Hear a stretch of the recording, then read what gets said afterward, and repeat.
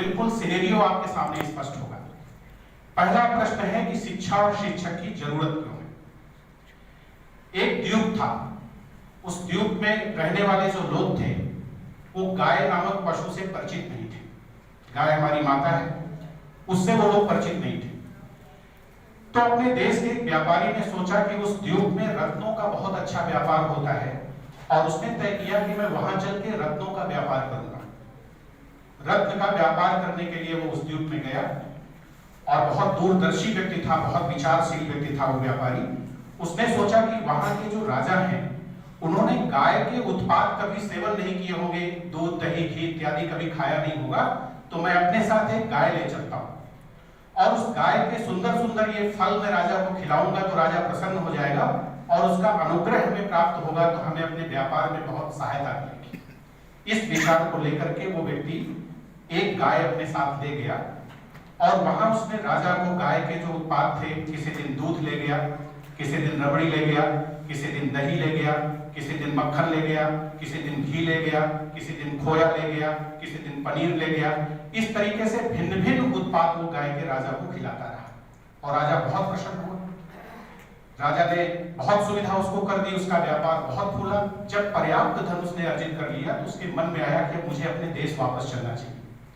जब देश वापस चलने की बात आई तो उसने कहा कि राजा ने मुझे बहुत सुविधा दिया है तो क्यों ना मैं इस गाय को राजा के लिए यहाँ पर छोड़ दूं। तो राजा के पास वो पहुंचा और उसने कहा कि मैं अपने देश वापस जाना चाहता हूँ। तो राजा ने कहा मुझे ये जो सुंदर सुंदर आप फल खिलाते थे ये कहाँ से खाएंगे। तो राजा की समझ में ये था कि ये गाय नहीं कोई वृक्ष है जिससे ये फल पैदा होते हैं और वो फल मुझे रोज ला के देता है, क्योंकि राजा को उसने गाय कभी दिखाई नहीं थी।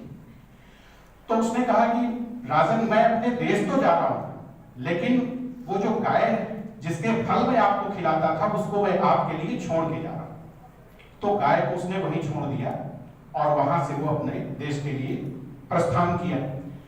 तो राजा के जो लोग थे उन्होंने सोचा कि लाइए मैं भी अब राजा को इसके फल खिलाऊं। तो सोने की थाली चांदी की थाली लेके लोग खड़े थे। तो गाय ने मूत्र विसर्जन किया तो गोमूत्र लेकर के लोग पहुंचे राजा के पास। अब राजा ने ये उत्पाद तो कभी खाया नहीं था।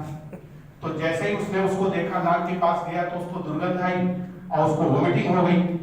दूसरे दिन एक महापुरुष गोबर लेके पहुंचे चांदी की थाली में, तो राजा ने वो भी नहीं कभी खाया था। तो राजा ने कहा कि इस व्यापारी ने मुझे धोखा दिया है और अपने सैनिकों को आदेश दिया कि अभी ये सीमा के पार नहीं गया होगा, इसको तत्काल गिरफ्तार करके अरेस्ट करके ले आओ मेरे सामने।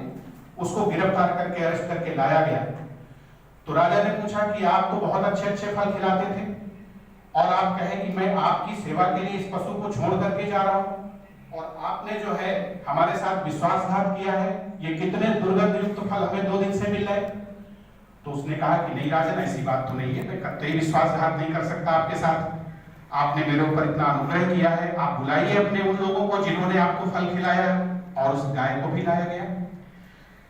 तो उसने कहा कि राजन इनको दूध दूहना नहीं आता है, इनको दही जमाना नहीं आता है, इनको खोया बनाना नहीं आता है, इनको घी निकालना नहीं आता है, इनको पनीर बनाना नहीं आता है।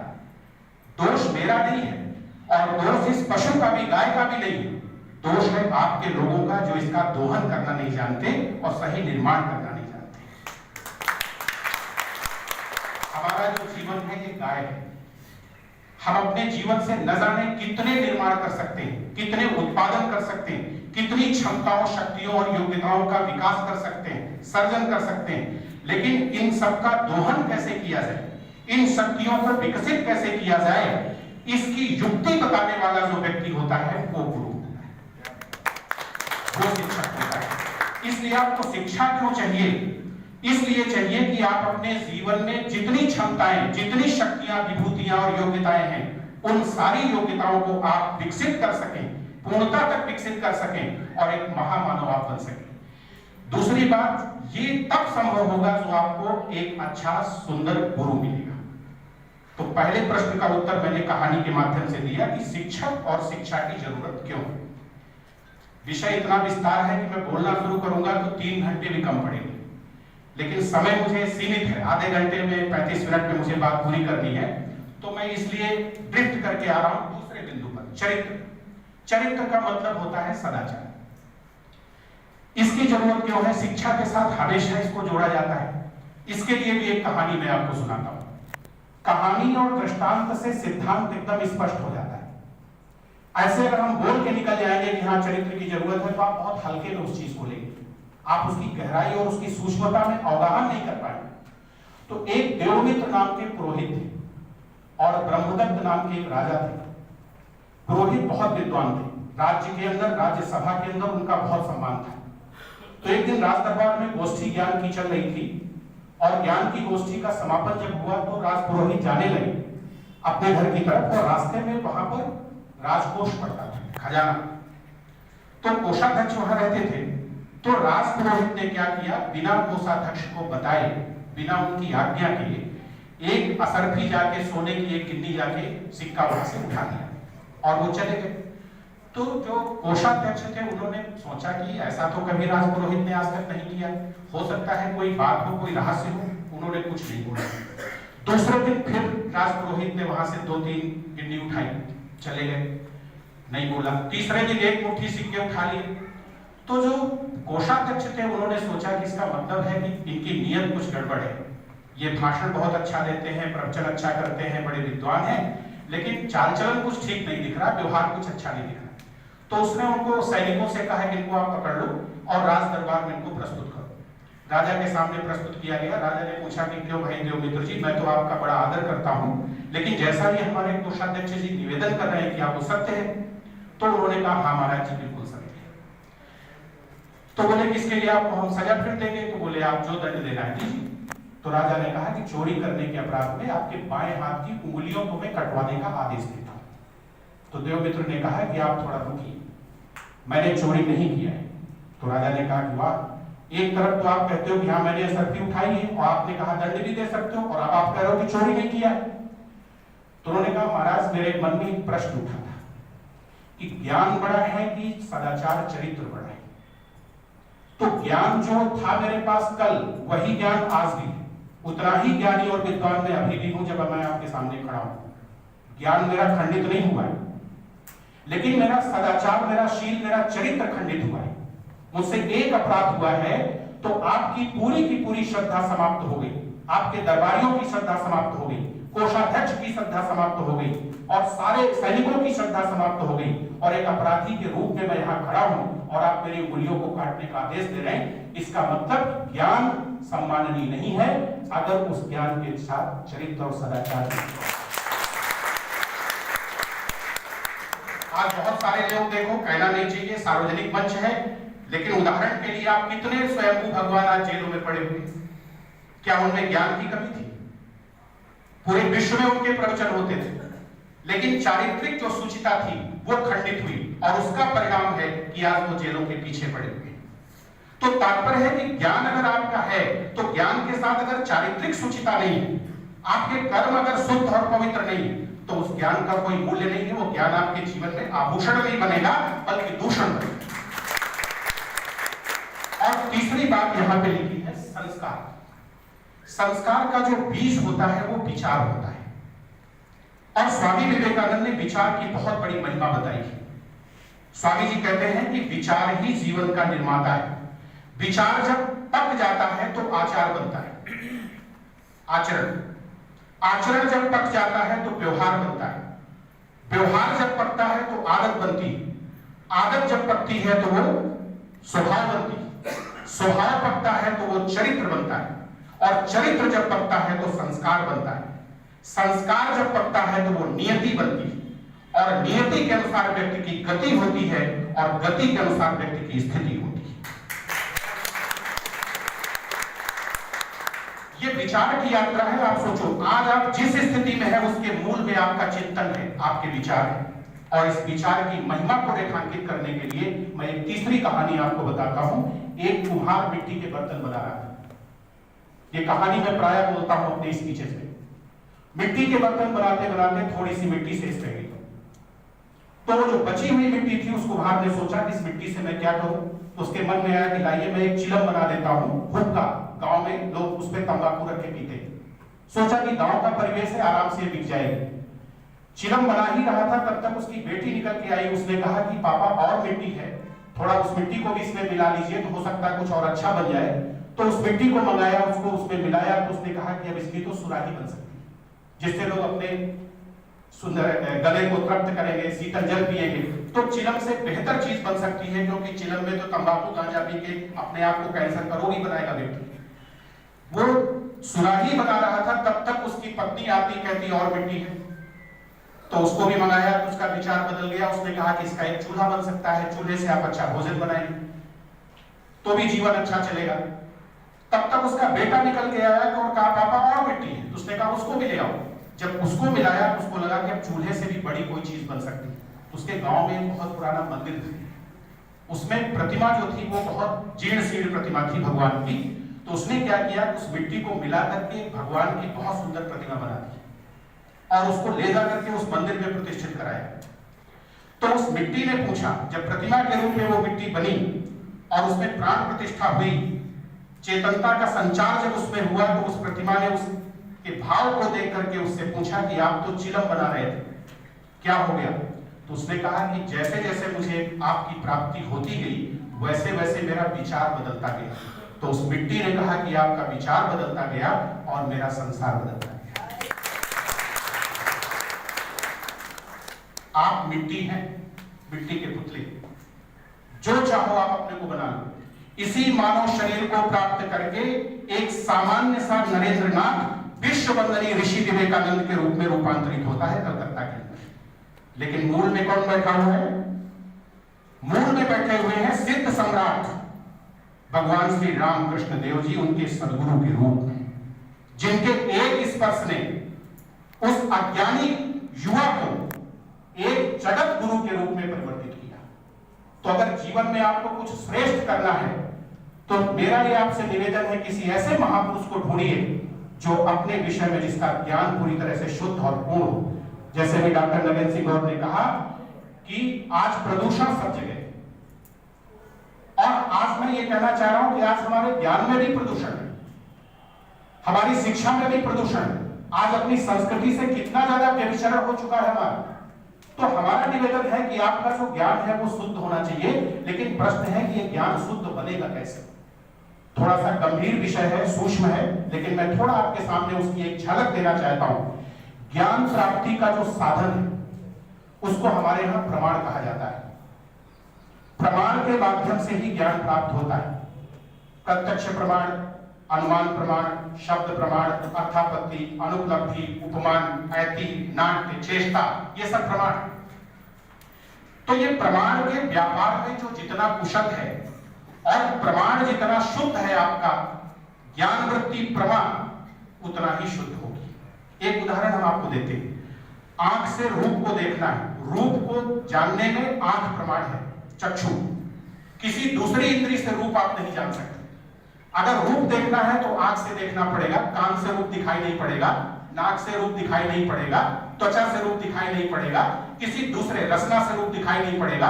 रूप को जानना है, रूप का ज्ञान पाना है तो चक्षु ही प्रमाण है, असाधारण प्रमाण। और साधारण कॉमन प्रमाण क्या होगा उसमें? मन। अगर आपका मन एकाग्र नहीं, वहां पर आप ध्यान नहीं है आपका, तो आंख से देखते हुए भी रूप का ज्ञान आपको नहीं होगा। अब आंख में मोतियाबिंद है, या रोशनी नहीं है, प्रकाश नहीं है, अंधेरा है, या वो वस्तु बहुत ज्यादा दूर रखी हुई। तीनों परिस्थितियों में आंख आपका सही सही रूप का ज्ञान प्राप्त नहीं कर सकती। तो पहले प्रमाण निर्दोष हो, आंख निर्दोष हो, आंख में कोई दोष ना हो, प्रकाश पर्याप्त हो कि चीजें दिखाई पड़े, और दूरी इतनी हो जितनी दूरी से उस वस्तु का यथार्थ रूप आप तक आ सके, पहुंच सके।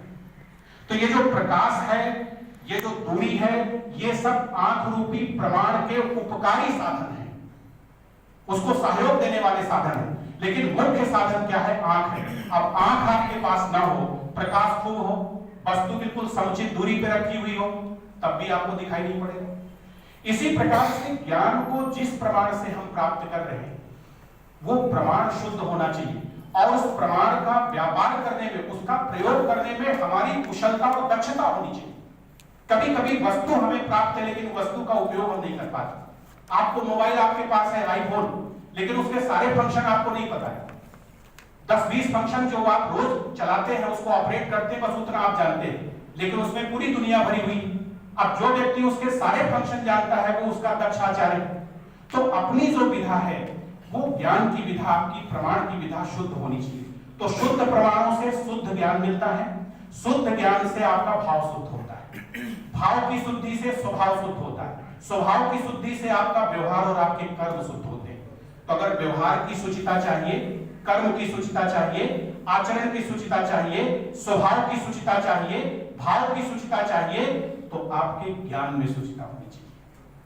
जब तक ज्ञान शुद्ध नहीं होगा तब तक आपका ज्ञान किसी के विषय में है कि ये मेरा शत्रु है, ये मेरा दुश्मन है, आप उसके विषय में अच्छा भाव बना के दिखाइए। अगर अभी आपके बगल में कोई बैठा है वो आपका विरोधी और आप जानते हैं कि मेरे बगल में मेरा शत्रु बैठा हुआ है, और मैं कहूं कि इनके प्रति आप जरा करुणा का भाव पैदा करिए, प्रेम का भाव पैदा करिए, सहानुभूति का भाव पैदा करिए, तो जब आपके विचार में, आपके बोध में ये बैठा हुआ है कि ये मेरा शत्रु है, तो कभी भी आपका भाव उसके प्रति प्रेमपूर्ण नहीं हो सकता। तो ज्ञान जब तक आपका शुद्ध, जैसा ज्ञान वैसा भाव, जैसा भाव वैसा स्वभाव, जैसा स्वभाव वैसा प्रभाव, वैसा ही व्यवहार, वैसा ही कर्म। इसलिए हमें ज्ञान की शुद्धता चाहिए, और ये जो शुद्ध ज्ञान है ये हमारा शिक्षक और गुरु ही हमको दे सकता है। बिना गुरु के ग्रंथ, बिना गुरु के शास्त्र मौन रहता है, शास्त्र खुलता नहीं है, शास्त्र के अर्थ प्रकाशित नहीं होते, और शास्त्र के बिना, ग्रंथ के बिना गुरु जो है वो एक सामान्य व्यक्ति होता है, उसमें कोई विशिष्टता नहीं होती। जो गुरु में गुरुत्व की विशिष्टता आती है वो शास्त्र के, ग्रंथ के अनुग्रह से आती है, उसकी कृपा से आती है। अन्यथा शास्त्रों के शब्द केवल आप पढ़ोगे, शब्दों के अर्थ आप जान लोगे, लेकिन उसका जो लक्ष्यार्थ है, जिस तत्व की तरफ शास्त्र संकेत करना चाहता है, वो तत्व आपके हाथ से छूट जाएगा। तो शिक्षक की और शिक्षा की जरूरत क्यों है? शिक्षा या ज्ञान के साथ सदाचार, चरित्र और शील की आवश्यकता क्यों है? और संस्कार का जो बीज, विचार क्यों इतना महिमान्वित है, क्यों उसकी इतनी महिमा गाई जाती है? इन तीनों को स्पष्ट करने के लिए हमने 3 कहानी आपसे बताई। अब आते हैं शिक्षा का स्वरूप क्या है। स्वामी विवेकानंद कहते हैं, education is manifestation of perfection already in man. मनुष्य के अंदर पहले से जो विद्यमान पूर्णता है उसका नाम शिक्षा है। इसका मतलब यह हुआ कि शिक्षा में कोई चीज हमें बाहर से सिखानी नहीं। स्वामी जी के अनुसार, विवेकानंद का यह कहना है कि बाहर से जो ज्ञान हमको कोई देता है, अगर उसको ऐसा लगता है कि हमने बाहर से सिखाया है, तो ये उसका भ्रम है। स्वामी जी दृष्टांत देते हैं कि जैसे पृथ्वी के अंदर अंडरग्राउंड वाटर है, नीचे भूमिगत जल है, उस भूमिगत जल को आपको लाना नहीं पड़ता है। अगर वो जल प्राप्त करना है तो मिट्टी की जिन परतों ने उस जल को ढक रखा है, जो मिट्टी की परतों के आवरण उस पे पड़े हुए हैं, उसको खुदाई करना पड़ता है। और जब पूरी मिट्टी, चट्टाने, कंक्रीट सब आप खोद के बाहर कर देते हो, तो जल तो वहां पहले से था, वो जल का स्रोत प्रकट हो जाता है। तो वास्तव में जो अंतर्निहित ज्ञान है, उस अंतर्निहित ज्ञान को प्रकट करने के लिए जो बाधाएं हैं, शिक्षक का कर्तव्य है कि वो उन बाधाओं को केवल हटाए। अब बाधाएं क्या है? बाधाएं जैसे कि शिक्षार्थी का मन एकाग्र नहीं, तो चंचलता और विक्षेप उसकी एक बाधा है। विषय के अंदर उसकी रुचि नहीं है, ये अरुचि उसकी एक बाधा है। वो नीरस विषय को समझता है, कठिनाई उसको विषय में महसूस होती है। ये जो कठिनता है, ये जो नीरसता है, ये उसकी बाधा है। विषय के महत्व के विषय में उसको नहीं पता है, तो ये जो महत्व बुद्धि का न होना, उस विषय में उसकी श्रद्धा का न होना, ये उसकी बाधा है। तो जिन अवगुणों के कारण उस विषय के स्रोत तक, ज्ञान के स्रोत तक विद्यार्थी की बुद्धि या प्रज्ञा पहुंच नहीं पाती, उन विक्षेपों को, उन आवरणों को, उन ऑब्स्टेकल्स या बाधाओं को ये हटाना शिक्षक का काम है। ये स्वामी जी का निवेदन है। शिक्षा के लिए स्वामी जी कहते हैं कि सबसे पहले शिक्षा से विवेक निकल कर आना चाहिए, दूसरा बोध निकल कर आना चाहिए, तीसरा जीविका के लिए व्यक्ति को समर्थ बनाना चाहिए शिक्षा को, कि आप आर्थिक स्वतंत्रता प्राप्त कर सकें। आज डिग्री लेने के बाद भी नौकरी नहीं, आप बहुत डिग्रियां बटोर लिए, बहुत शिक्षित हो गए, लेकिन फिर भी आप अपनी जीविका के लिए भटक रहे। तो स्वामी जी कहते हैं कि जो शिक्षा व्यक्ति को आर्थिक स्वतंत्रता नहीं देती, उसे अपने पैरों पर आर्थिक दृष्टि से आत्मनिर्भर नहीं बनाती, जिस शिक्षा से विवेक करने की सामर्थ्य नहीं निकलती, जिससे बोध नहीं निकलता। याद रखना, ज्ञान अलग है, विज्ञान अलग है, प्रज्ञान अलग है, बोध अलग है। बोध शब्द बहुत गहरा है, अभी मैं इस पर आऊंगा। तो तात्पर्य क्या है कि स्वामी जी का कहना है कि विवेक जिससे पैदा हो, जिससे बोध पैदा हो, जिससे व्यक्ति को आर्थिक दृष्टि से आत्मनिर्भरता की प्राप्ति हो, जिससे संपूर्ण व्यक्तित्व का समग्र और सम्यक विकास हो, जिसके द्वारा एक पावन चरित्र का निर्माण हो, और जिसके द्वारा राष्ट्र भक्ति के संस्कार जीवन में, संवेदनाएं जीवन में प्रकट हो, विश्व शांति और विश्व मंगल की भावनाएं जिसके द्वारा प्रकट हो, ऐसा जो हमारा प्रारूप है उसको स्वामी जी कहते हैं कि ये शिक्षा है। अब आप जरा तय करके देखो कि शिक्षा में ये सारी चीजें क्या कवर हो गई। आज हमारे जीवन की जो दृष्टि है वो केवल अर्थ केंद्रित दृष्टि हो चुकी। अर्थ का जीवन में बहुत बड़ा महत्व है, इसमें कोई संदेह नहीं। एक बार मैं अमरकंटक गया था, मेरी स्पीच थी वहां कल्याण सेवा आश्रम में, तो मैं 5 दिन वहां पे स्पीच देने के लिए गया था। तो एक बहुत बड़े संत मुझे मिले, तो अपने कमरे में उन्होंने रात में मुझे बुलाया और मेरी बातचीत हो रही थी। तो उन्होंने एक बात मुझसे कही, उन्होंने कहा कि देखो, लक्ष्मी भगवान तो नहीं है, लेकिन भगवान से कम भी नहीं है, क्योंकि आसन बराबर लगता है, राम और सीता का, विष्णु और लक्ष्मी का बराबर आसन लगता है। तो उन्होंने कहा व्यवहारिक दृष्टि से धन की जरूर महत्ता है, महिमा, लेकिन लक्ष्मी भगवान नहीं है। Money is not God, money एक साधन है। आप देखो, एक क्रम में आपको देता हूं, शिक्षा इन सारी चीजों को, इस इक्वेशन में, इस समीकरण में जितने तत्व आ रहे हैं, शिक्षा के द्वारा प्रत्येक तत्व की पूर्ति होनी चाहिए।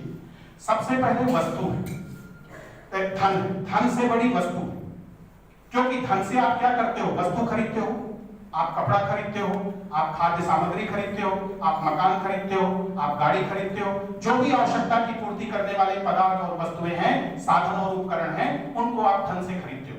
तो धन से बड़ी वस्तु हो गई है। कोरोना काल में आपने देखा कि बहुत धन रखे हुए लोग किस तरीके से परेशान हुए, उनका धन काम नहीं आया। आपको खाने की वस्तुएं उपलब्ध नहीं है, सब्जी उपलब्ध नहीं है, दूध उपलब्ध नहीं है, खाद्यान्न उपलब्ध नहीं है, दवाइयां उपलब्ध नहीं है, आप धन के द्वारा क्या करेंगे? तो धन से महान है, बड़ी है वस्तु, वस्तु से बड़ा है व्यक्ति। व्यक्ति, क्योंकि वस्तुओं का उत्पादन व्यक्ति करता है।